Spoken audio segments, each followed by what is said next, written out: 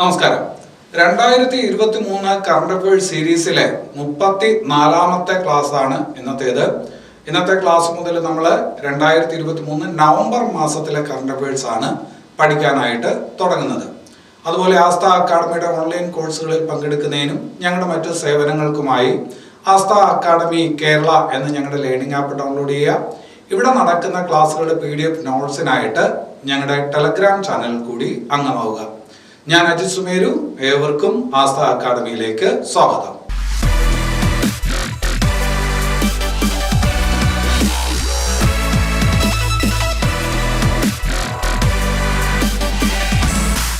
ശരി, അപ്പൊ 2023 നവംബർ മാസത്തിലെ കറണ്ട് അഫയേഴ്സ് ആണ് നമ്മൾ പഠിക്കാനായിട്ട് തുടങ്ങുന്നത്. അതിൽ ആദ്യം കേരളവുമായി ബന്ധപ്പെട്ട പോയിന്റുകൾ നമുക്ക് നോക്കാം. അതിൽ വളരെ പ്രധാനപ്പെട്ട ഒരു പോയിന്റിലോട്ടാണ് നമ്മൾ വരുന്നത്. കേരള ജ്യോതി പുരസ്കാരം. നമുക്കറിയാം, കേരള ജ്യോതി പുരസ്കാരം എന്ന് പറയുന്നത് 2022 ആദ്യമായിട്ട് പ്രഖ്യാപിക്കുന്നത്. നമ്മുടെ പത്മ അവാർഡിന്റെ മാതൃകയിൽ കേരള സർക്കാർ നൽകുന്ന പുരസ്കാരമാണ്, അല്ലെ? അതിൽ ഏറ്റവും ഉയർന്ന പുരസ്കാരമാണ് കേരള ജ്യോതി പുരസ്കാരം. അതിന് താഴെ കേരള പ്രഭാ പുരസ്കാരം, പിന്നെ അത് കഴിഞ്ഞിട്ട് കേരള ശ്രീ പുരസ്കാരം എന്നിങ്ങനെ 3 കാറ്റഗറിയിലായിട്ടാണ് പുരസ്കാരം കൊടുക്കുന്നത്.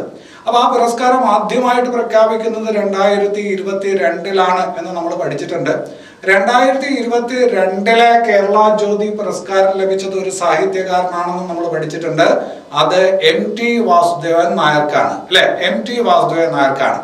അതേസമയം 2023 കേരള ജ്യോതി പുരസ്കാരം, അതായത് 2ാമത്തെ കേരള ജ്യോതി പുരസ്കാരം, അതിപ്പോ പ്രഖ്യാപിച്ചിരിക്കുന്നത് ആർക്കാണ്? അത് T പത്മനാഭനാണ്.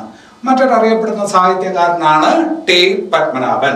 അപ്പൊ 2023 2ാമത് കേരള ജ്യോതി പുരസ്കാര ജേതാവ് ആരും ചോദിച്ചാല് T പത്മനാഭനാണ്, അല്ലെ? അത് കഴിഞ്ഞിട്ട് വേറൊരു പുരസ്കാരമുണ്ട്, കേരള പ്രഭാ പുരസ്കാരം. കേരള പ്രഭാ പുരസ്കാരം, 2ാമത് കേരള പ്രഭാ പുരസ്കാരം 2023. 2 പേർക്കാണ് കേരള പ്രഭാ പുരസ്കാരം ലഭിച്ചിരിക്കുന്നത്. ഒന്ന് ഫാത്തിമ ബീവിക്കാണ്. ഫാത്തിമ ബീവി, അല്ലെ? നമുക്കറിയാം, ഫാത്തിമ ബീവിയെ നന്നായിട്ട് നമുക്ക് പരിചയമുണ്ട്. വേറൊരാൾ ആരാണ്? സൂര്യ കൃഷ്ണമൂർത്തി, ഒരു കലാകാരനാണ്. അപ്പൊ 2ാമത് കേരള പ്രഭാ പുരസ്കാരം 2023 2 പേർക്കാണ് ലഭിച്ചത്. ഒന്ന് ഫാത്തിമ ബീവിക്ക്, വേറൊന്ന് സൂര്യ കൃഷ്ണമൂർത്തിക്ക്. അപ്പൊ അത് ഓർത്ത് വെക്കണം, ആ ഭാഗത്തുനിന്ന് ചോദ്യം ഉണ്ടാവും. അതുപോലെ ഒരു കാര്യം ഓർക്കേണ്ടത്, 2022 പ്രഥമ കേരള പ്രഭാ പുരസ്കാരം, 2022 പ്രഥമ കേരള പ്രഭാ പുരസ്കാരം 3 പേർക്കാണ് ലഭിച്ചിരുന്നത്. അതിൽ നിങ്ങൾക്ക് അറിയാം, ഒന്ന് മമ്മൂട്ടിക്കാണ്, വേറൊന്ന് ഈ പറഞ്ഞൊരു നാടക പ്രവർത്തകൻ ഓംചേരി NN പിള്ള, പിന്നെ അത് കഴിഞ്ഞിട്ട് T മാധവ മേനോൻ. അത് 2022 കേരള പ്രഭാ പുരസ്കാരമാണ്. 2023 2ാമത് കേരള പ്രഭാ പുരസ്കാരം 2 പേർക്ക് ലഭിച്ചിട്ടുണ്ട്, ഫാത്തിമ ബീവിക്കും സൂര്യ കൃഷ്ണമൂർത്തിക്കുമാണ്. ഇനി അവിടെ ശ്രദ്ധിക്കേണ്ടത്, നമുക്കറിയാം, നമ്മുടെ പരീക്ഷകളിൽ ഇപ്പോൾ സ്റ്റേറ്റ്മെന്റ് രീതിയിലാണ് പലതും തരുന്നത്. കറണ്ട് അഫയേഴ്സ് ഭാഗത്തും അങ്ങനെ തരും. അവിടെ നിങ്ങൾ ശ്രദ്ധിക്കണം, 2023 2ാമതായിട്ട് കേരള ശ്രീ പുരസ്കാരം പ്രഖ്യാപിച്ചപ്പോ അത് 5 പേർക്കാണ് കിട്ടിയത്. 2023 കേരള ശ്രീ പുരസ്കാരം 5 പേർക്ക് ലഭിച്ചു. ആ 5 പേർ ആരൊക്കെയെന്ന് മനസ്സിലാക്കി വെക്കണം, അവരുടെ മേഖലയും മനസ്സിലാക്കി വെക്കണം. ആ ഭാഗത്തുനിന്ന് ചോദ്യം ഉണ്ടാവും. ഒന്ന് പുനലൂർ സോമരാജൻ. അപ്പൊ പേരൊന്ന് പരിചയപ്പെടുക. പുനലൂർ സോമരാജൻ എന്ന് പറയുന്നയാൾക്ക് 2023 ഏത് പുരസ്കാരം പ്രഖ്യാപിച്ചിട്ടുണ്ട്? കേരള ശ്രീ പുരസ്കാരം അദ്ദേഹത്തിന് ലഭിച്ചു എന്ന് മനസ്സിലാക്കുക. പുനലൂർ സോമരാജൻ. അദ്ദേഹത്തിന്റെ മേഖല സാമൂഹ്യ സേവനം. സാമൂഹ്യ സേവന രംഗത്ത് പ്രവർത്തിച്ചു വരുന്ന പുനലൂർ സോമരാജന് കേരള ശ്രീ പുരസ്കാരം ലഭിച്ചു. അതുപോലെ തന്നെ doctor VP Gangadharan. Doctor VP Gangadharan നമുക്കറിയാവുന്ന ഒരാളാണ്, അറിയപ്പെടുന്ന ഒരു ഓങ്കോളജിസ്റ്റ് ആണ് ഡോക്ടർ VP ഗംഗാധരൻ. ആരോഗ്യ മേഖലയിൽ അദ്ദേഹത്തിന് പുരസ്കാരം ലഭിച്ചു, കേരള ശ്രീ പുരസ്കാരം ലഭിച്ചു. അതുപോലെ തന്നെ DC രവി. DC ബുക്സ് എന്നൊക്കെ നിങ്ങൾ കേട്ടിട്ടുണ്ടാവും. അപ്പൊ അദ്ദേഹം DC രവി, വ്യവസായ മേഖലയിൽ നിന്നുള്ള ആള് DC രവിക്ക് ലഭിച്ചിട്ടുണ്ട്. KM ചന്ദ്രശേഖർ സിവിൽ സർവീസ് മേഖലയിൽ അദ്ദേഹത്തിന് പുരസ്കാരം ലഭിച്ചു. പിന്നെ അത് കഴിഞ്ഞിട്ട് നമുക്കറിയാം പണ്ഡിറ്റ് രമേശ് നാരായൺ. ഏത് മേഖലയിലാണ് പുരസ്കാരം? സംഗീത മേഖലയിൽ പുരസ്കാരം. അപ്പൊ 2023 കേരളശ്രീ പുരസ്കാരങ്ങൾ പ്രഖ്യാപിച്ചപ്പോ, രണ്ടാമത്തെ കേരളശ്രീ പുരസ്കാരം പ്രഖ്യാപിച്ചപ്പോ അത് 5 പേർക്കാണ് കിട്ടിയത്. ആ 5 പേര് ആരൊക്കെയെന്ന് മനസ്സിലാക്കി വെക്കുക. Pullur Swamirajan, doctor VP Gangadharan, DC Ravi, KM Chandrashekhar, Pandit Ramesh Narayan, അല്ലെ. അത് കഴിഞ്ഞിട്ട് കേരള പ്രഭാ പുരസ്കാരം 2 പേർക്കാണ്. ആർക്കൊക്കെയാണ്? ഫാത്തിമ ബീവിക്കും സൂര്യ കൃഷ്ണമൂർത്തിക്കുമാണ്. കേരള ജ്യോതി പുരസ്കാരം, ആ കേരള ജ്യോതി പുരസ്കാരം ഒരു സാഹിത്യകാരനാണ്, T പത്മനാഭനാണ്. അപ്പൊ ഇത്രയും മനസ്സിലാക്കി വച്ചാൽ ഈ ഭാഗത്തുനിന്നൊരു ചോദ്യം വന്നാൽ നിങ്ങൾക്ക് ഉത്തരം എഴുതാനായിട്ട് പറ്റും. അപ്പൊ അത് ശ്രദ്ധിച്ച് വായിക്കണം. ഇനി അത് കഴിഞ്ഞിട്ട് വളരെ പ്രധാനപ്പെട്ട ഒരു ചോദ്യത്തിലോട്ട് വരാം. 2023 എഴുത്തച്ഛൻ പുരസ്കാരം, 2023 എഴുത്തച്ഛൻ പുരസ്കാരം, അല്ലെ. സാഹിത്യ രംഗത്ത് കേരള ഗവൺമെന്റ് നൽകുന്ന ഏറ്റവും ഉയർന്ന പുരസ്കാരമാണ് എഴുത്തച്ഛൻ പുരസ്കാരം എന്ന് നിങ്ങൾക്ക് അറിയാം. 1993 എഴുത്തച്ഛൻ പുരസ്കാരം ഏർപ്പെടുത്തുന്നത്. അത് ആദ്യം ലഭിച്ചത് ശൂരനാട് കുഞ്ഞൻ പിള്ളയ്ക്കാണെന്നും നമ്മൾ പല ക്ലാസ്സുകളിലായിട്ട് പഠിച്ചിട്ടുണ്ട്. അപ്പൊ 2023 എഴുത്തച്ഛൻ പുരസ്കാരം ആർക്ക് കിട്ടി എന്നുള്ളത് നല്ല ചോദ്യമാണ്. സാധാരണ നമ്മൾ കേൾക്കുന്ന പേരുകളുണ്ട്, ആ പേരല്ല. ഡോക്ടർ SK വസന്തനാണ്. ഡോക്ടർ SK വസന്തനാണ് 2023 എഴുത്തച്ഛൻ പുരസ്കാരം ലഭിച്ചത് എന്നുള്ളത് ഓർത്തു വെക്കുക. അതേസമയം നിങ്ങൾ ഒരു കാര്യം കൂടി ഓർത്തു വെക്കുക. 2022 എഴുത്തച്ഛൻ പുരസ്കാരം സേതുവിനാണ് ലഭിച്ചത്. 2022 എഴുത്തച്ഛൻ പുരസ്കാരം സേതുവിനാണ് ലഭിച്ചത് എന്നുള്ളത് ഓർത്തു വെക്കുക. സേതുവിന്റെ ഒരു കൃതി അല്ലെങ്കിൽ ആത്മകഥ നമ്മൾ പഠിച്ചായിരുന്നു. അക്കങ്ങളിൽ കൊത്തിയ അക്ഷരങ്ങൾ. അക്കങ്ങളിൽ കൊത്തിയ അക്ഷരങ്ങൾ എന്നുള്ളത് ആരുടെ ആത്മകഥയാണ്? സേതുവിന്റെ ആത്മകഥയാണ്. നമ്മൾ നേരത്തെ പഠിച്ചിട്ടുണ്ട്. 2022 എഴുത്തച്ഛൻ പുരസ്കാരം സേതുവിനാണ് ലഭിച്ചത്. 2023 എഴുത്തച്ഛൻ പുരസ്കാരം ഡോക്ടർ SK വസന്തനാണ് എന്നുള്ളത് ഓർത്തു വയ്ക്കണം. ഇനി അത് കഴിഞ്ഞിട്ട് മറ്റൊരു പ്രധാനപ്പെട്ട സാഹിത്യ പുരസ്കാരം 2023 KP കേശവ മേനോൻ സ്മാരക പുരസ്കാരം. 2023 KP കേശവ മേനോൻ സ്മാരക പുരസ്കാരം. KP കേശവ മേനോൻ ആരാണെന്ന് നിങ്ങൾക്ക് അറിയാം. മാതൃഭൂമിയുടെ സ്ഥാപക പത്രാധിപരാണ്. ആര്? ഈ പറഞ്ഞ KP കേശവ മേനോൻ, അല്ലെ. മാതൃഭൂമിയുടെ സ്ഥാപക പത്രാധിപരാണ് KP കേശവ മേനോൻ. അപ്പൊ അദ്ദേഹത്തിന്റെ പേരിൽ കൊടുക്കുന്ന പുരസ്കാരം 2023 KP കേശവ മേനോൻ പുരസ്കാരം ലഭിച്ചത് ആർക്കെന്ന് ചോദിച്ചാല് വൈശാഖനാണ്. ആർക്കാണ്? വൈശാഖൻ. അപ്പൊ അത് ശ്രദ്ധിച്ച് വയ്ക്കണം. ഇനി അത് കഴിഞ്ഞിട്ട് സാഹിത്യകാര്യം പറയുമ്പോൾ അവിടെ ചോദിക്കാൻ കൊള്ളാവുന്ന ഒരു ചോദ്യമാണ്. ഈ അടുത്ത കാലത്ത് പ്രസിദ്ധീകരിക്കപ്പെട്ട ഒരു നോവലാണ് അരുൾ. ഈ അടുത്ത കാലത്ത് പ്രസിദ്ധീകരിക്കപ്പെട്ട ഒരു കൃതിയാണ് ഏത്? അരുൾ. അത് ഒരു സാഹിത്യകാരന്റെ 46ാമത് കൃതിയാണ്. ഏത് സാഹിത്യകാരന്റെ എന്ന് ചോദിച്ചാൽ CV ബാലകൃഷ്ണൻ. CV ബാലകൃഷ്ണന്റെ കൃതിയാണ് ഏത്? അരുൾ. അപ്പൊ ഈ അടുത്ത കാലത്ത് പ്രസിദ്ധീകരിക്കപ്പെട്ട ഒരു പുസ്തകമാണ്, കൃതിയാണ് അരുൾ. അരുൾ എന്ന് പറയുന്ന കൃതി രചിച്ചതാര് എന്ന് ചോദിച്ചാല് CV ബാലകൃഷ്ണനാണ്. മലയാളത്തിലെ പ്രസിദ്ധനായിട്ടുള്ള നോവലിസ്റ്റ് ആണ് CV ബാലകൃഷ്ണൻ. അപ്പൊ അത് ശ്രദ്ധിച്ചു വെക്കുക. അദ്ദേഹത്തിന് തന്നെ വേറൊരു പുസ്തകമുണ്ട്, മാങ്കുരാതും മാങ്ങയും ഷേക്സ്പിയറും മറ്റും, അല്ലെ. പേര് തന്നെ അല്പം എന്താണ് വ്യത്യസ്തമാണ്, അതുകൊണ്ട് അത് ചോദിക്കാനുള്ള. മാങ്കുരാതും മാങ്ങയും ഷേക്സ്പിയറും മറ്റും എന്ന കൃതി രചിച്ചതാരെന്ന് ചോദിച്ചാലും CV ബാലകൃഷ്ണനാണ്. അപ്പൊ അത് വാർത്തയിൽ നിൽക്കുന്നത് അരുൾ എന്ന് പറയുന്ന കൃതിയാണ്. അത് ആരുടെയും ചോദിച്ചാൽ CV ബാലകൃഷ്ണന്റെ കൃതിയാണ്. ശരി, ഇനി അത് കഴിഞ്ഞിട്ട് വേറൊരു ഭാഗത്തോട്ട് വരാം. നമ്മൾ പഠിച്ചിട്ടുണ്ട്, ഒരു ക്ലാസ്സിനകത്ത് പറഞ്ഞിട്ടുണ്ട്, നിലാവ് കുടിച്ച സിംഹങ്ങൾ. നിലാവ് കുടിച്ച സിംഹങ്ങൾ എന്ന് പറയുന്നത് ഒരാളുടെ ആത്മകഥയാണ്. ആരുടെ ആത്മകഥയാണെന്ന് നിങ്ങൾക്ക് അറിയാം. ISRO ചെയർമാൻ, അല്ലെ, സോമനാഥിന്റെ ആത്മകഥയാണ് നിലാവ് കുടിച്ച സിംഹങ്ങൾ. ഇത്തിരി വിവാദമായതിനെ തുടർന്ന് പിൻവലിക്കപ്പെട്ട ഒരു പുസ്തകം കൂടിയാണ് ഏത്? നിലാവ് കുടിച്ച സിംഹങ്ങൾ. അത് നിങ്ങൾക്ക് അറിയാം. നിലാവ് കുടിച്ച സിംഹങ്ങൾ എന്ന് പറയുന്നത് ആരുടെ ആത്മകഥയാണെന്ന് ചോദിച്ചാൽ ISRO ചെയർമാൻ സോമനാഥിന്റെ ആത്മകഥയാണ്. നമ്മൾ വേറെയും ക്ലാസ്സിനകത്ത് അത് പറഞ്ഞിട്ടുള്ളതാണ്. ഇനി അത് കഴിഞ്ഞിട്ട് ഒരു പരിചയപ്പെട്ട് വെക്കേണ്ട ഒരു പുസ്തകമാണ് അറിഞ്ഞതും അറിയാത്തതും. ഒരാളെ കുറിച്ചുള്ള പുസ്തകമാണ്. അറിഞ്ഞതും അറിയാത്തതും ഒരു രാഷ്ട്രീയ നേതാവിനെ കുറിച്ചുള്ള പുസ്തകമാണ്. ഈ അടുത്ത കാലത്ത് ഷാർജ പുസ്തകോത്സവത്തിൽ പ്രസിദ്ധീകരിക്കപ്പെട്ട, പ്രകാശനം ചെയ്യപ്പെട്ട ഒരു പുസ്തകമാണ് അറിഞ്ഞതും അറിയാത്തതും. അറിഞ്ഞതും അറിയാത്തതും എന്ന കൃതി ഏത് രാഷ്ട്രീയ നേതാവിനെ കുറിച്ചുള്ള പുസ്തകമാണ് എന്ന് ചോദിച്ചാല് അത് ആരെ കുറിച്ചുള്ള പുസ്തകമാണ്? അത് രമേശ് ചെന്നിത്തലയെ കുറിച്ചുള്ള പുസ്തകമാണ്, അറിഞ്ഞതും അറിയാത്തതും. അപ്പൊ ഈ അടുത്ത കാലത്ത് പ്രകാശനം ചെയ്യപ്പെട്ട അറിഞ്ഞതും അറിയാത്തതും എന്ന പുസ്തകം ഏത് രാഷ്ട്രീയ നേതാവിനെ കുറിച്ചുള്ളതാണ് എന്ന് ചോദിച്ചാല് രമേശ് ചെന്നിത്തലയെ കുറിച്ചുള്ള പുസ്തകമാണ്. അത് എന്താണ്? അത് ആത്മകഥയല്ല, ഒരു എന്താണ് ജീവചരിത്ര ഗ്രന്ഥം ആ രീതിയിൽ പറയാം. അദ്ദേഹത്തിന്റെ ജീവിതാനുഭവങ്ങളൊക്കെ ഉൾക്കൊള്ളിച്ചിരിക്കുന്ന ഒരു പുസ്തകമാണ്. അത് എഴുതിയതാരെന്ന് കൂടി അറിഞ്ഞു വെക്കുക. ഒരു മാധ്യമ പ്രവർത്തകനാണ്, CP രാജശേഖരൻ എന്ന് പറയുന്ന മാധ്യമ പ്രവർത്തകനാണ് ഈ പുസ്തകം, രമേശ് ചെന്നിത്തലയെ കുറിച്ചുള്ള ഈ പുസ്തകം തയ്യാറാക്കിയിരിക്കുന്നത് എന്ന് മനസ്സിലാക്കി വെക്കുക. അതുപോലെ പുസ്തകത്തിന്റെ കാര്യം പറയുമ്പോ അടിമ മക്ക ഒരു ആത്മകഥയാണ്, ഒരു ഗോത്ര നേതാവിന്റെ ആത്മകഥയാണ് അടിമ മക്ക. ചോദിക്കാൻ സാധ്യതയുള്ള ഒരു പുസ്തകമാണ്.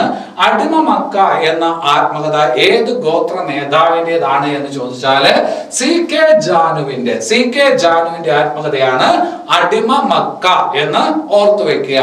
അതുപോലെ തന്നെ വേറൊരു പുസ്തകം വാമൻ വൃക്ഷകല. ഈ കൃതി രചിച്ചതാര് എന്നൊരു പക്ഷേ ചോദിച്ചേക്കാം. നമ്മുടെ ഉപരാഷ്ട്രപതിയാണ് ഈ കൃതി പ്രകാശനം ചെയ്തത്. വാമൻ വൃക്ഷകല എന്ന പുസ്തകം രചിച്ചതാരെന്ന് ചോദിച്ചാല് PS ശ്രീധരൻ പിള്ളയാണ്. ഗോവയിലെ ഇപ്പോഴത്തെ ഗവർണർ ആരാണ്? PS ശ്രീധരൻ പിള്ളയാണ്. ആ PS ശ്രീധരൻ പിള്ള രചിച്ച പുസ്തകമാണ് നമ്മുടെ ഉപരാഷ്ട്രപതി ജഗദീപ് ധൻകർ അടുത്ത കാലത്ത് പ്രകാശനം ചെയ്ത കൃതിയാണ് വാമൻ വൃക്ഷകല എന്നുള്ളത് ഓർത്ത് വയ്ക്കുക.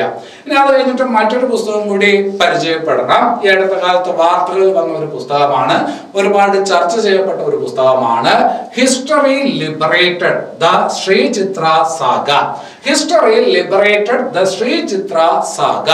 നമുക്ക് കേരള ചരിത്രം എന്ന് പറയുന്ന ഭാഗമുണ്ട്, അവിടെ ട്രാവൻകൂർ ഹിസ്റ്ററി എന്ന് പറയുന്ന ഒരു ഭാഗമുണ്ട്. അവിടെ കറണ്ട് അഫയേഴ്സ് ഭാഗത്ത് ചോദിക്കാൻ കൊള്ളാവുന്ന ഒരു പുസ്തകമാണ്. അതായത് നമ്മുടെ അവസാനത്തെ തിരുവിതാംകൂർ ഭരണാധികാരി ശ്രീ ചിത്ര തിരുനാൾ, അദ്ദേഹത്തിന്റെ കാര്യങ്ങളുമായി ബന്ധപ്പെട്ടിരിക്കുന്ന പുസ്തകമാണ് ഏത്? History liberated the Sree Chithira saga. ഈ പുസ്തകം രചിച്ചതാര് എന്ന് ചോദിക്കാൻ കൊള്ളാം. അശ്വതി തിരുനാൾ ഗൗരി ലക്ഷ്മിഭായ് രചിച്ച ചരിത്ര പ്രാധാന്യമുള്ള ഒരു പുസ്തകമാണ് history liberated the Sree Chithira saga.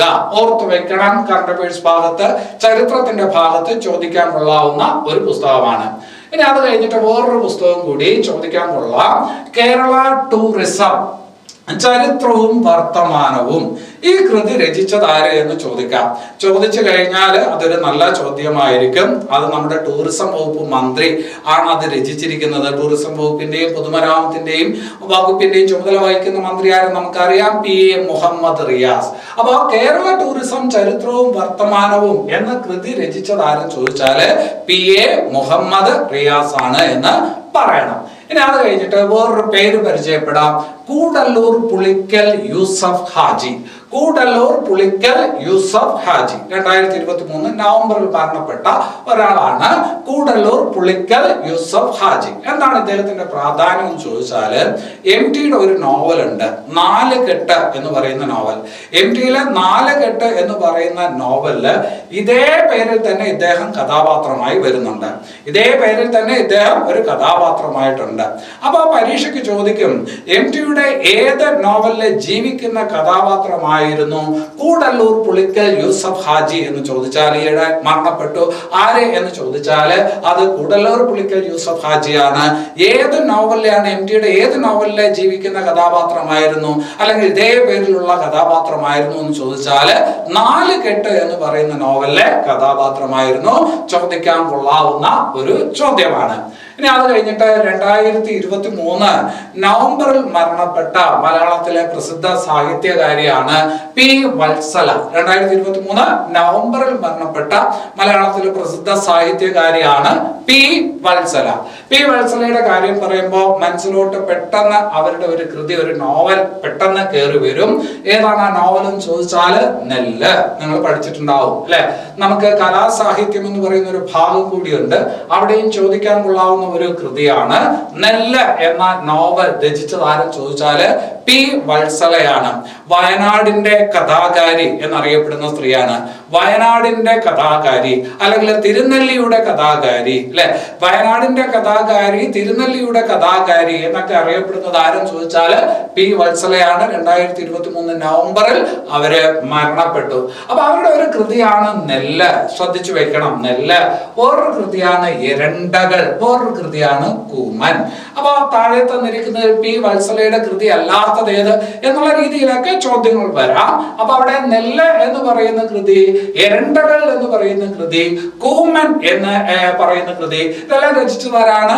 P വത്സലയാണ്. P വത്സലയുടേതായിട്ട് മറ്റു ചില കൃതികളുമുണ്ട്. ഒന്ന് തകർച്ച, വേറൊന്ന് മൈഥിലിയുടെ മകൾ, പരിചയപ്പെടുക. മൈഥിലിയുടെ മകൾ. വേറൊന്ന് വിലാപം. പിന്നെ അത് കഴിഞ്ഞിട്ട് നിഴലുറങ്ങുന്ന വഴികൾ, പോക്കുവെയിൽ പൊൻവെയിൽ. അപ്പൊ ഈ കൃതികളൊക്കെ രചിച്ചതാരാണ്? പി വത്സലയാണ്. അപ്പൊ നെല്ലുണ്ട്, എരണ്ടകളുണ്ട്, കൂമൻ എന്ന് പറയുന്ന ഒരു കൃതിയുണ്ട്, തകർച്ച, മൈഥിലിയുടെ മകൾ, വിലാപം, നിഴലുറങ്ങുന്ന വഴികൾ, പോക്കുവെയിൽ പൊൻവെയിൽ. അപ്പൊ ഇതെല്ലാം ആരുടെ കൃതിയാണ്? പി വത്സലയുടെ കൃതിയാണ്. ഇതിൽ നിങ്ങൾ മനസ്സിലാക്കേണ്ടത്, നമുക്കറിയാം ഈ ചോദ്യം എങ്ങനെ ചോദിക്കുമെന്നുള്ള ഒരു ധാരണ നമുക്കുണ്ട്. പി വത്സലയെ കുറിച്ചുള്ള ഒരു ചോദ്യം ഒറ്റവാക്ക് ചോദ്യം ആയിരിക്കത്തില്ല, അതൊരു സ്റ്റേറ്റ്മെന്റ് രീതിയിലുള്ള ചോദ്യം തന്നെ ആയിരിക്കും കറണ്ട് അഫയേഴ്സ് ഭാഗത്ത്. അവിടെ നിങ്ങൾ ശ്രദ്ധിക്കേണ്ടത്, പി വത്സല മലബാർ കലാപത്തിന്റെ പശ്ചാത്തലത്തിൽ രചിച്ച കൃതി ഏത് എന്ന് ചോദിച്ചാൽ വിലാപമാണ്. മലബാർ കലാപത്തിന്റെ പശ്ചാത്തലത്തിൽ പി വത്സല രചിച്ച കൃതി ഏതാണ്? വിലാപമാണ്. പിന്നെ അത് കഴിഞ്ഞിട്ട് വേറൊരു കൃതി തകർച്ച, അവരുടെ ആദ്യത്തെ കൃതിയാണ്. പി വത്സലയുടെ ആദ്യത്തെ നോവലാണ് ഏത്? തകർച്ച. അപ്പൊ ആ തകർച്ച എന്താണ് എന്ന് മനസ്സിലാക്കി വെക്കുക, വിലാപത്തിന്റെ പ്രസക്തി എന്താണെന്ന് മനസ്സിലാക്കി വെക്കുക. ഓൾറെഡി നമ്മുടെ മനസ്സിൽ നെല്ലുണ്ട്, അതിന്റെ കൂട്ടത്തിൽ എരണ്ടകളും കൂമനും കൂടി വരട്ടെ. പിന്നെ നിഴലുറങ്ങുന്ന വഴികൾ ശ്രദ്ധിച്ചു വെക്കണം. നിഴലുറങ്ങുന്ന വഴികൾ എന്താണ് ശ്രദ്ധിക്കാൻ പറഞ്ഞതിന്റെ കാര്യം? 1975 സാഹിത്യ അക്കാദമി പുരസ്കാരം ആർക്ക് ലഭിച്ചിട്ടുണ്ട്? പി വത്സലയ്ക്ക് ലഭിച്ചിട്ടുണ്ട്. 1975 സാഹിത്യ അക്കാദമി പുരസ്കാരം പി വത്സലയ്ക്ക് ലഭിച്ചിട്ടുണ്ട്. പി വത്സലയ്ക്ക് സാഹിത്യ അക്കാദമി അവാർഡ് അല്ലെങ്കിൽ ആ പുരസ്കാരം നേടിക്കൊടുത്ത കൃതിയാണ് നിഴലുറങ്ങുന്ന വഴികൾ, അല്ലെ? അപ്പൊ നെല്ലുണ്ട്, എരണ്ടകളുണ്ട്, കൂമനുണ്ട്, വിലാപമുണ്ട്, തകർച്ചയുണ്ട്, മൈഥിലിയുടെ മകളുണ്ട്, പോക്കുവെയിൽ പൊൻവെയിലുണ്ട്, നിഴലുറങ്ങുന്ന വഴികൾ. അപ്പൊ അത് പരീക്ഷയ്ക്ക് ചോദിക്കാൻ കൊള്ളാവുന്ന കൃതിയാണ്. 1975 പി വത്സലയ്ക്ക് സാഹിത്യ അക്കാദമി പുരസ്കാരം നേടിക്കൊടുത്ത കൃതിയാണ് നിഴലുറങ്ങുന്ന വഴികൾ എന്നുള്ളത് ശ്രദ്ധിച്ചു വെക്കണം. അതുപോലെ തന്നെ അവർക്ക് എഴുത്തച്ഛൻ പുരസ്കാരം ലഭിച്ചിട്ടുണ്ട്. 2021 2022 സേതുവിനാണ്, 2023 SK വസന്തനാണെന്ന് പറഞ്ഞു. 2021 എഴുത്തച്ഛൻ പുരസ്കാരം ആർക്കാണ് ലഭിച്ചത്? പി വത്സലയ്ക്കാണ് എന്നുള്ളത് ഓർത്തു വെക്കണം. അപ്പൊ എഴുത്തച്ഛൻ പുരസ്കാരം പി വത്സലയ്ക്ക് ലഭിച്ചിട്ടുണ്ടോ? ഉണ്ട്, അല്ലെ? സാഹിത്യ അക്കാദമി പുരസ്കാരം ലഭിച്ചിട്ടുണ്ടോ? ഉണ്ട്. 1975 ആണ്. ഏതാണ് കൃതി? നിഴലുറങ്ങുന്ന വഴികൾ. അപ്പൊ അത് ശ്രദ്ധിച്ചു വെക്കണം. ഇനി അത് കഴിഞ്ഞിട്ട് പി വത്സല മരണപ്പെട്ടു എന്ന് പറയുന്നത് പോലെ 2023 മരണപ്പെട്ട വളരെ പ്രസിദ്ധയായിട്ടുള്ള ഒരു സ്ത്രീയാണ് ആര്? ജസ്റ്റിസ് ഫാത്തിമ ബീവി, അല്ലെ? ജസ്റ്റിസ് ഫാത്തിമ ബീവി, അല്ലെ? ജസ്റ്റിസ് ഫാത്തിമ ബീവിയെ കുറിച്ച് നമ്മൾ എത്രയോ ഭാഗത്ത് പഠിച്ചിട്ടുണ്ട്. 2023 നവംബർ 23 ജസ്റ്റിസ് ഫാത്തിമ ബീവി മരണപ്പെടുന്നത്. അപ്പൊ അതുമായി ബന്ധപ്പെട്ട് പരീക്ഷയ്ക്ക് എങ്ങനെയുള്ള ചോദ്യങ്ങൾ നിങ്ങൾ പ്രതീക്ഷിക്കണം. നമുക്ക് 2023 നവംബർ 23 അന്തരിച്ച ജസ്റ്റിസ് ഫാത്തിമ ബീവിയുടെ കാര്യത്തിൽ ശരിയായ പ്രസ്താവന ഞാനൊരു സാമ്പിൾ ചോദ്യം തന്നേക്കുന്നതാണ്. നമുക്ക് നോക്കാം. ഗവർണർ ആകുന്ന ആദ്യ മലയാളി വനിത, അല്ലെ?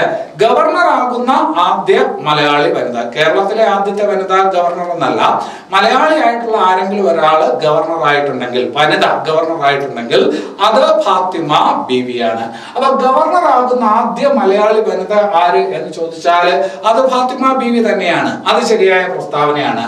സുപ്രീം കോടതി ജഡ്ജിയാകുന്ന ആദ്യ വനിത, അല്ലെ? സുപ്രീം കോടതി ചീഫ് ജസ്റ്റിസ് ആയിട്ടുള്ള ഒരു വനിത ഇതുവരെ ഇല്ല. പക്ഷെ സുപ്രീം കോടതി ജഡ്ജി ആകുന്ന ആദ്യ വനിത ഫാത്തിമ ബീവിയാണ്. ശരിയായുള്ള പ്രസ്താവനയാണ്. സുപ്രീം കോടതി ജഡ്ജി ആകുന്ന ആദ്യ വനിത ഫാത്തിമ ബീവിയാണ്. ഇനി അത് കഴിഞ്ഞിട്ട് ദേശീയ മനുഷ്യാവകാശ കമ്മീഷൻ അംഗമാകുന്ന ആദ്യ വനിത നമ്മൾ പഠിച്ചിട്ടുണ്ട്. മനുഷ്യാവകാശ നിയമം അതിനകത്ത് പഠിച്ചിട്ടുണ്ട്. ദേശീയ മനുഷ്യാവകാശ കമ്മീഷൻ അംഗമാകുന്ന ആദ്യ വനിത ആരാണ്? ഫാത്തിമ ബീവിയാണ്. ഇനി അത് കഴിഞ്ഞ് കേരള പിന്നാക്ക വിഭാഗ കമ്മീഷന്റെ ആദ്യ അധ്യക്ഷ, അല്ലെ? കേരള പിന്നാക്ക വിഭാഗ കമ്മീഷന്റെ ആദ്യ അധ്യക്ഷ. കേരളത്തിലെ കമ്മീഷനുകളെ കുറിച്ചൊക്കെ നമുക്ക് പഠിക്കാനുണ്ട്. കേരള പിന്നാക്ക വിഭാഗ കമ്മീഷന്റെ ആദ്യ അധ്യക്ഷ, കേരള വനിതാ കമ്മീഷന്റെ ആദ്യ അധ്യക്ഷയാണ് സുഗതകുമാരി എന്ന് നമ്മൾ പഠിച്ചിട്ടുണ്ട്. അതേസമയം കേരള പിന്നാക്ക വിഭാഗ കമ്മീഷന്റെ ആദ്യ അധ്യക്ഷയാണ് ആര്? ഫാത്തിമ ബീവി. അപ്പൊ ഈ പറഞ്ഞിരിക്കുന്ന എന്താണ് പ്രസ്താവനകളെല്ലാം ശരിയായിട്ടുള്ള പ്രസ്താവനയാണ്. അപ്പൊ അത് ഓർത്ത് വയ്ക്കണം. ഇനി അത് കഴിഞ്ഞിട്ട് അവിടെ ശ്രദ്ധിക്കേണ്ട ഒരു കാര്യമുണ്ട്. അപ്പൊ അവരുടെ ഒരു എന്താണ് അവരെ കുറിച്ചുള്ള ഒരു ജീവചരിത്ര ഗ്രന്ഥമുണ്ട്. നമ്മൾ വേറെ ക്ലാസ്സുകൾക്കകത്ത് പറഞ്ഞിട്ടുണ്ട്. ജസ്റ്റിസ് ഫാത്തിമ ബീവി നീതിയുടെ ധീര സഞ്ചാരം. ഇത് ഫാത്തിമ ബീവിയെ കുറിച്ചുള്ള ഒരു ജീവചരിത്ര ഗ്രന്ഥമാണ്. ജസ്റ്റിസ് ഫാത്തിമ ബീവി നീതിയുടെ ധീര സഞ്ചാരം. ഈ ജീവചരിത്ര ഗ്രന്ഥം രചിച്ചതാര് എന്ന് ചോദിക്കാനായിട്ട് കൊള്ളാം. KT അഷ്റഫ്. വേറൊരു ക്ലാസ്സിൽ നമ്മളിത് കറണ്ട് അഫയേഴ്സിന്റെ ഭാഗമായി തന്നെ പഠിച്ചിരുന്നു. ഈ പുസ്തകം ഇറങ്ങിയ സമയത്ത് ഒന്നുകൂടി ഓർക്കാം. ജസ്റ്റിസ് ഫാത്തിമ ബീവി നീതിയുടെ ധീര സഞ്ചാരം എന്ന ആ ജീവചരിത്ര ഗ്രന്ഥം രചിച്ചതാരെന്ന് ചോദിച്ചാൽ KT അഷ്റഫ് ആണ്. അത് പറയുമ്പോൾ അവരെ കുറിച്ചൊരു ഡോക്യുമെന്ററി ഉണ്ട്. കേരള സർക്കാർ മുൻകൈ എടുത്ത് തയ്യാറാക്കിയിട്ടുള്ള ഒരു ഡോക്യുമെന്ററി കൂടിയാണ് നീതിപാതയിലെ ധീര വനിത. നീതിപാതയിലെ ധീര വനിത ആരെ കുറിച്ചുള്ള ഡോക്യുമെന്ററി ആണ്? അത് ജസ്റ്റിസ് ഫാത്തിമ ബീവിയെ കുറിച്ചുള്ള ഡോക്യുമെന്ററി ആണ്. നീതിപാതയിലെ ധീര വനിത ഡോക്യുമെന്ററി ആണ്, അല്ലെ? അപ്പൊ അത് സംവിധാനം ചെയ്തത് ആരെന്ന് ചോദിച്ചാല് പ്രിയ രവീന്ദ്രനാണ്. ആരാണ്? പ്രിയ രവീന്ദ്രനാണ്. നീതിപാതയിലെ ധീര വനിത ആരെ സംവിധാനം ചെയ്തു? ജസ്റ്റിസ് ഫാത്തിമ ബീവിയെ കുറിച്ചുള്ള ഈ ഡോക്യുമെന്ററി സംവിധാനം ചെയ്തത് ആരാണ്? പ്രിയ രവീന്ദ്രനാണ്. ശരി, ഇനി അത് കഴിഞ്ഞിട്ട് വേറൊരു ഭാഗത്തോട്ട് വരാം. Chevalier legion the honour. Chevalier legion the honour പേര് കേൾക്കുമ്പോൾ തന്നെ അറിയാം ഒരു പുരസ്കാരമാണ്. ആര് നൽകുന്ന പുരസ്കാരം എന്ന് നമുക്കറിയാം. ഫ്രഞ്ച് സർക്കാർ നൽകുന്ന സിവിലിയൻ പുരസ്കാരമാണ്. ഫ്രഞ്ച് സർക്കാർ നൽകുന്ന പരമോന്നതമായിട്ടുള്ള ഒരു സിവിലിയൻ പുരസ്കാരമാണ് ഷെവലിയർ ലീജിയൻ ദി ഓണർ. ഈ പുരസ്കാരം 2023 മലയാളിയായിട്ടുള്ള ഒരു ISRO ശാസ്ത്രജ്ഞയ്ക്ക് ലഭിച്ചിരുന്നു. ആർക്ക് എന്ന് ചോദിച്ചാൽ അതൊരു നല്ല ചോദ്യമായിരിക്കും. അപ്പോൾ ഫ്രഞ്ച് സർക്കാർ നൽകുന്ന പരമോന്നത സിവിലിയൻ പുരസ്കാരം ഷെവലിയർ പുരസ്കാരം ISROയിൽ ഒരു ശാസ്ത്രജ്ഞയ്ക്ക് ലഭിച്ചു. ആർക്ക് എന്ന് ചോദിച്ചാൽ അത് VR ലളിതാംബികയ്ക്കാണ്. ആർക്കാണ്? VR ലളിതാംബികയ്ക്കാണ് എന്നുള്ളത് ഓർത്ത് വയ്ക്കണം. ശരി, ഇനി അത് കഴിഞ്ഞിട്ട് വേറൊരു ഭാഗത്തോട്ട് വരാം. നമുക്കറിയാം തൊഴിലുറപ്പ് പദ്ധതി, അല്ലെ? മഹാത്മാഗാന്ധി ഗ്രാമീണ തൊഴിലുറപ്പ് പദ്ധതി നമുക്കറിയാവുന്ന കാര്യമാണ്. 2005 ഇത് സംബന്ധിച്ച നിയമം പാർലമെന്റ് പാസ്സാക്കുന്നത്. 2006 ഫെബ്രുവരി 2-നാണ് തൊഴിലുറപ്പ് നിയമം നിലവിൽ വരുന്നത്, അല്ലെ? 2006 എന്നൊക്കെ പറയുമ്പോൾ നമുക്കറിയാം ഒന്നാം UPA ഗവൺമെന്റ് കാലമാണ്. അതായത് മൻമോഹൻ സിംഗ് പ്രധാനമന്ത്രി ആയിരിക്കുന്ന സമയത്താണ് മഹാത്മാഗാന്ധി തൊഴിലുറപ്പ് പദ്ധതി ആവിഷ്കരിക്കുന്നതും നിലവിൽ വരുന്നതും എന്ന് നമുക്കറിയാവുന്ന കാര്യമാണ്. ഇപ്പൊ എന്തിനാണ് തൊഴിലുറപ്പ് പദ്ധതിയുടെ കാര്യം ഇവിടെ പറഞ്ഞത് എന്ന് ചോദിച്ചാല് തൊഴിലുറപ്പ് പദ്ധതിയുമായി ബന്ധപ്പെട്ട് സോഷ്യൽ ഓഡിറ്റിംഗ് പൂർത്തിയാക്കുന്ന ആദ്യ ഇന്ത്യൻ സംസ്ഥാനം എന്ന ബഹുമതി ഏത് സംസ്ഥാനത്തിനാണ് എന്ന് ചോദിച്ചാല് കേരളത്തിനാണ്. അപ്പൊ തൊഴിലുറപ്പുമായി ബന്ധപ്പെട്ട കേരളവും തൊഴിലും എന്ന് പറയുന്ന ഒരു ടോപ്പിക് നമുക്ക് പഠിക്കാനുള്ളതാണ്. അപ്പൊ അത് ശ്രദ്ധിച്ച് വയ്ക്കണം. തൊഴിലുറപ്പ് പദ്ധതി. അപ്പൊ ആ തൊഴിലുറപ്പ് പദ്ധതിയുടെ ഭാഗമായിട്ട് ആദ്യമായിട്ട് സോഷ്യൽ ഓഡിറ്റിംഗ് പൂർത്തിയാക്കിയിട്ടുള്ള സംസ്ഥാനം ഏത് എന്ന് ചോദിച്ചാല് അത് കേരളമാണ് എന്ന് പറയണം. ഇനി അത് കഴിഞ്ഞിട്ട് വേറൊരു ഭാഗത്തോട്ട് ക്ലാസിക് ഇംപീരിയൽ. എന്താണ് ക്ലാസിക് ഇംപീരിയൽ? 2023 ഉദ്ഘാടനം ചെയ്യപ്പെട്ട കേരളത്തിലെ ഏറ്റവും വലിയ 2023 ഉദ്ഘാടനം ചെയ്യപ്പെട്ട കേരളത്തിലെ ഏറ്റവും വലിയ ആഡംബര യാത്രാ നൗക. അപ്പൊ 2023 ഉദ്ഘാടനം ചെയ്യപ്പെട്ട കേരളത്തിലെ ഏറ്റവും വലിയ ആഡംബര യാത്രാ നൗക ഏത് എന്ന് ചോദിച്ചാൽ അത് ക്ലാസിക് ഇംപീരിയൽ ആണ് എന്ന് പറയണം. ഇനി അത് കഴിഞ്ഞിട്ട് വേറൊരു ഭാഗത്തോട്ട് ചീഫ് മിനിസ്റ്റേഴ്സ് ട്രോഫി എന്തുമായി ബന്ധപ്പെട്ടിരിക്കുന്നു? ചീഫ് മിനിസ്റ്റേഴ്സ് ട്രോഫി എന്ന് പറയുന്നത് കേരളത്തിലെ മികച്ച പോലീസ് സ്റ്റേഷന് കൊടുക്കുന്ന ട്രോഫി. ചീഫ് മിനിസ്റ്റേഴ്സ് ട്രോഫി, കേരളത്തിലെ മികച്ച പോലീസ് സ്റ്റേഷന് നൽകുന്ന ചീഫ് മിനിസ്റ്റേഴ്സ് ട്രോഫി 2023 നേടിയത് ഏത് പോലീസ് സ്റ്റേഷനാണ് എന്ന് ചോദിച്ചാല് അത് പെരിന്തൽമണ്ണ പോലീസ് സ്റ്റേഷനാണ്.